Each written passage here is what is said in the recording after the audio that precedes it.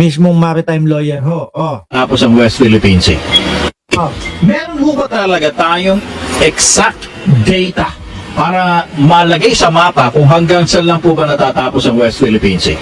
Opo, meron naman po kasi ang basihan naman doon ay susukatin lamang ng 200 nautical miles mula sa baselines. Yung baselines po nasa RA 9522. So susukatin mo lang, basta na pumasok sa loob ng 200 nautical miles yung issue o yung mangyayari, hindi pasok na yun sa EEC. Ganun lang kasimple yun. Okay, kasi eto i-quote ko lang po, Attorney Jay, dahil ito po ay galing na mismo sa news report. Ang binabanggit po ni Senador Rodante Marcoleta na hindi daw isinasaad ng arbitral award na ipinanalo ng Pilipinas kung saan daw nagtatapos ang West Philippine Sea. Ang sabi po ni Senador Marcoleta, yung po Republic Act 9522, alin ba ito? Yung Philippine Archipelagic Baseline Law, no? Merely defined, ito po quoting merely defined the Philippine Archipelagic Baseline from which to measure the territorial sea, exclusive economic zone, and continental shelf, but did not, sabi po niya, but did not determine the exact area of the WPS. Sabi po niya gano'n. Well, kasi ang hinahanap niya ay meets and bounds, coordinates, no? Pero hindi niya nangingitilan ang konsepto ng coordinates. Ang coordinates ay isang point. Now, in order to create a line, you need at least 2 points. In order to create a curved line, di ba, puro kurbado yung mga yung mga zone natin, you need an infinite number of points. Ganun kasi yun No, yung mapa ng Pilipinas. Tama. So, actually yung hinihingi niya, hindi ko talaga tama yan. Dahil una, pinipilit niya na kailangan daw yung meets and bounds para ma-establish yung ating trade. Mali po yun. No? Ang kailangan lang natin... Sandali, sir. Manggagalit sa si Marcoleta, pupunta ng Net 25 yung babanatan ka doon sa Net 25. Silang magkakakampi, nag-uutuan, no? Ay, mapakita yung ating entitlement bilang coastal state. Napatunayan na naman natin yun. After all, we are coastal state. And binindicate na tayo ng arbitral tribunal. Ito yung sinasabi ho, mga bossing. Sandali lang Ito yung sinasabi ho nung anak ni Juan Ponce Enrile. Na Pilipino versus Filipino government. Diba? Gagamit ng pera ang China para mismong tayong mga Pilipino ang magkagulo at sila maging easy-peasy na lang kung ano yung mga gusto nilang mangyari. Now we are entitled to the full 200 nautical miles. No? So, hindi issue yung wala ang meets and bounds. Yung sinasabi niya, kailangan daw ng mapa ng meets and bounds para mag-claim ka ng lupa, hindi po yun applicable sa dagat. No? Yes. Dahil iba po ang batas sa dagat. Sapa. Ang entitlement... Dali na lang kaya si Marcoleta tsaka yung anak niya dyan sa dagat, i-itcha na lang dyan, ano? Kung pwede lang, mga kababayan? Ang po natin sa dagat ay base sa international law, sa UNCLOS, at ang requirement lang sa UNCLOS ay dapat yung area is within 200 nautical miles of your baselines. Okay. Kaya kailanganin lang natin yung mga meets and bounds na yun kung mayroong issue dun sa mismong boundary, no? Kung doon nangyayari. Pero kung pasok na siya, kunwari, nasa 50 nautical miles, no? Kaya 100 nautical miles, nandun ang karamihan nangyayari dito sa West Philippine Sea, walang question yun na nasa loob na siya ng ating EEZ. Okay? Walang question. Pero, Kaso si Marcoleta, issue ko pa din. sinasabi po ni Senador Marcoleta, meron daw 4 na features na hindi daw sakop ng definition ng West Philippine Sea. Ang binanggit po niya, Pag-asa Island, Talagang yung kay Marcoleta versus dito sa pro-Filipino o Philippines, mga kababayan. Talagang ang focus at ang gustong puntahan ng Marcoleta, papunta doon sa pag-give up o ibigay na lang sa China. Alam nyo, kanina bago ako mag-vlog, meron akong nakitang news ho. No? Nang sinasabi doon sa news na yun, kung di ako nagkakamali, yun ba yun o yun, babagsak ang China, mga bossing. Sa kabila daw nung malalaki at naglalaki ang mga gusali, mga boss chief amuser, nandiyan na si Alaga. Sa kabila daw po ng mga naglalaki ang gusali ng China, mga boss chief amuser, ay sa likod naman daw nito ng pagbagsak ng ekonomiya. Hindi kaya yun ang dahilan kaya talagang gusto nilang makuha, no? O yung kiniklaim nila na West Philippine Sea, etc. Lalo na ho, nakadiskubre kamakailan lang ang gobyerno ng Pilipinas ng natural gas, mga bossing. 'Di ba?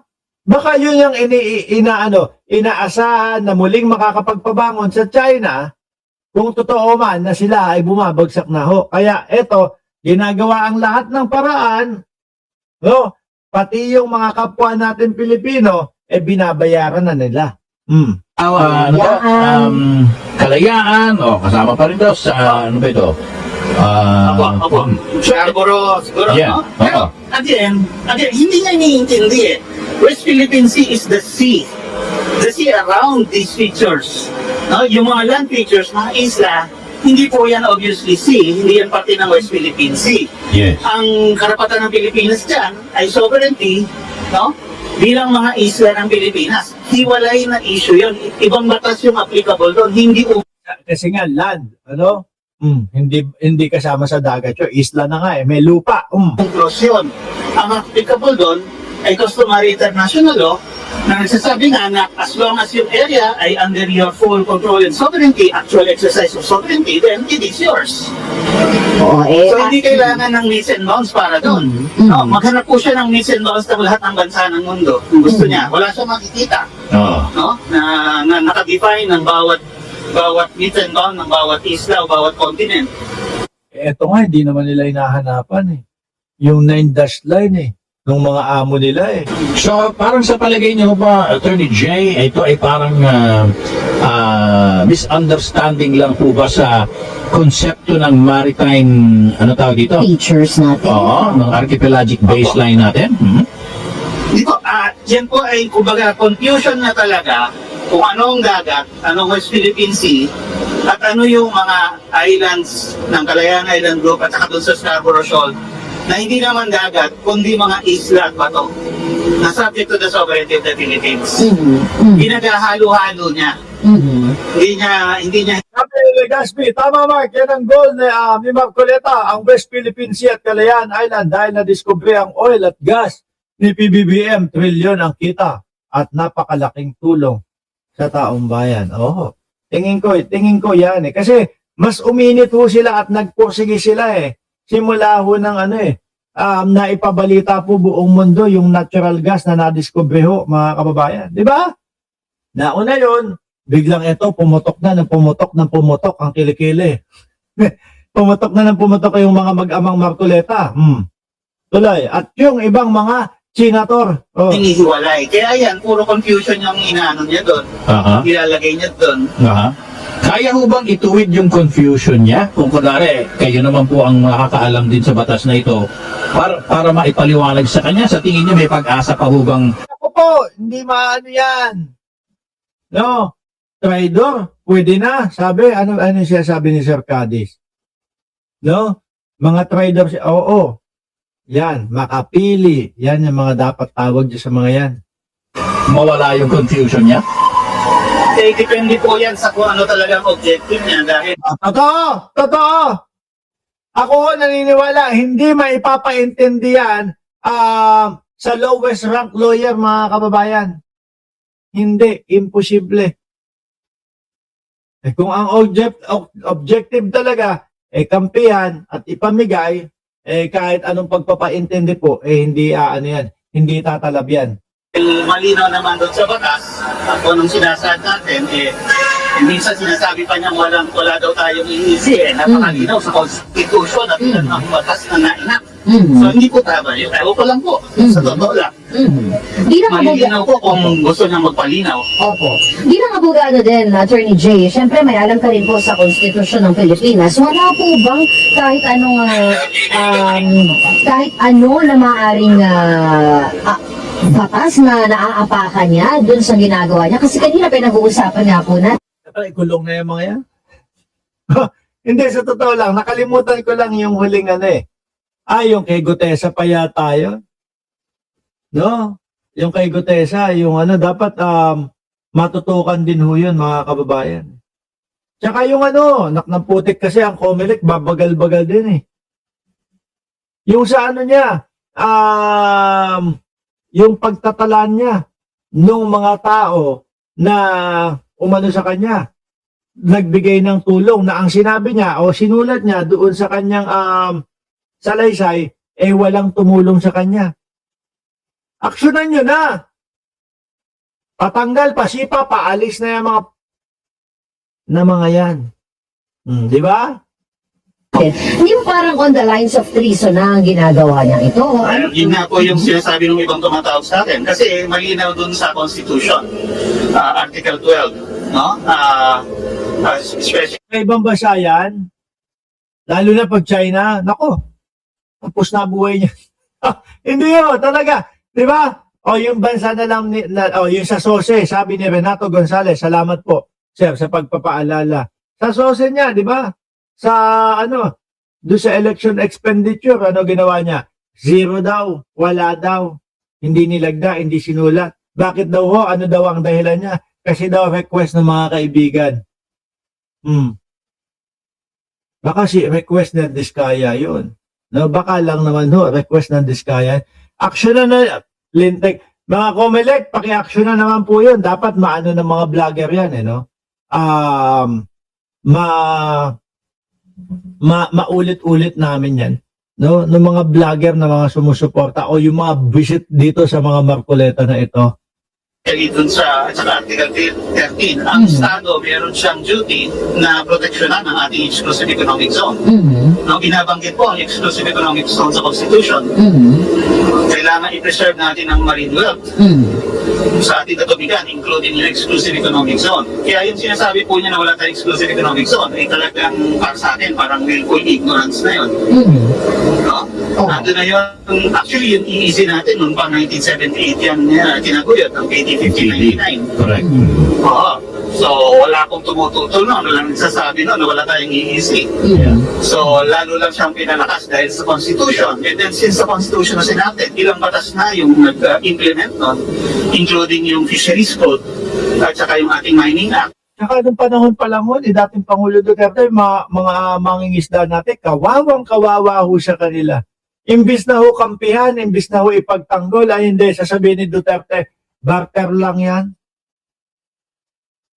Diba? Sasabihin ni Duterte, palitan lang ng produkto yan. Utang ina nyo, palitan ng produkto, ang kinukuha. Nagpura na naman bago. Sorry, hindi ho hindi ho talaga mapigilan, no? Palitan ng produkto, isdang mga mamahalin na kinukuha doon sa mga mangingisda natin. Kapalit, bisyo, alak at yosi, barter, mabuti, nandiyan ka sa kulungan talaga. Na pare-parehong tumutukoy dun sa ating likas yaman dagat dyan sa EEZ. No? Tapos, latest na nga yung, yung RA 12064, yung Maritime Zones Act. Ayan, sabi tuloy, manawagan tayong lahat, message si PBBM, sumbong, nakasuhan na si Marcoleta. Sabi ni Ma'am Janelle, kalampagin nyo ang Comelec. Nananawagan ako doon sa mga kapwa ko, mga vlogger na sumusuporta, no?